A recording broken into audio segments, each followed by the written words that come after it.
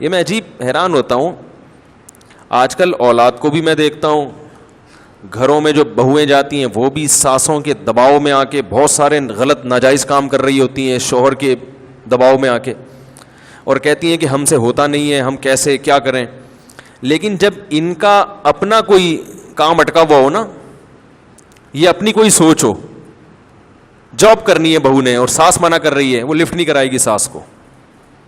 سمجھ رہے؟ بہو کو اچھی جاب مل گئی اور ساس نے کہا جاب نہیں کرنی ہے. ویسے تو ایسی ساسیں مارکیٹ سے شارٹ ہیں، وہ کہتی کماؤ کماؤ کھلاؤ کھلاؤ. ان کو اس سے کوئی غرض نہیں ہے کہ بہو گھر میں رہے، بچوں کی تربیت کرے. ہر آدمی کا جو ہدف ہے اس وقت پیسہ ہے، پیسہ. پرانے زمانے میں ونس اپون اے ٹائم، جب پرانے زمانے کے ساسیں ہوا کرتی تھیں یا میاں ہوا کرتا تھا، وہ کہتا تھا بیگم کو گھر میں رہو، کمانا کس کی ذمہ داری ہے؟ بولو بھائی میری، اس سے برکت ہوگی، تم گھر میں رہو. اب میاں جو مارکیٹ میں آ رہے ہیں ان کو کمانے والی بہو چاہیے، ایسی بہو جو ہر وقت مارکیٹ میں رہے، خود بھی صبح سے شام مارکیٹ میں. ساس کہتی ہے بہو بھی ایسی چاہیے جو کیسی ہو؟ مارکیٹ میں.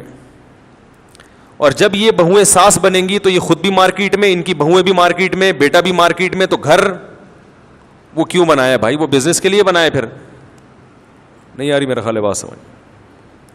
جب پورا گھر ہی مارکیٹ میں ہوگا، جاب کر رہا ہوگا، تو وہ گھر کس کے لیے بنایا ہے؟ پھر ہوٹل کرائے پہ لے لو، شام کو رات کو ملاقات کر لیا کرو.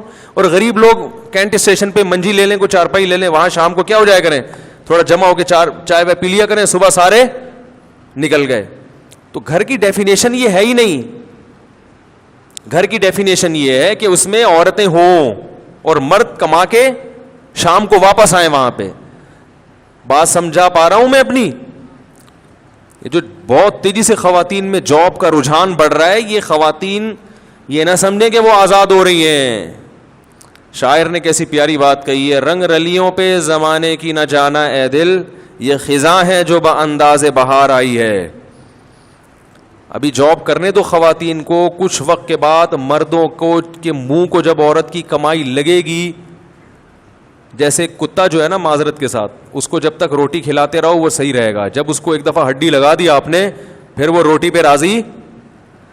بولو نا، کبھی کتے پالے ہیں؟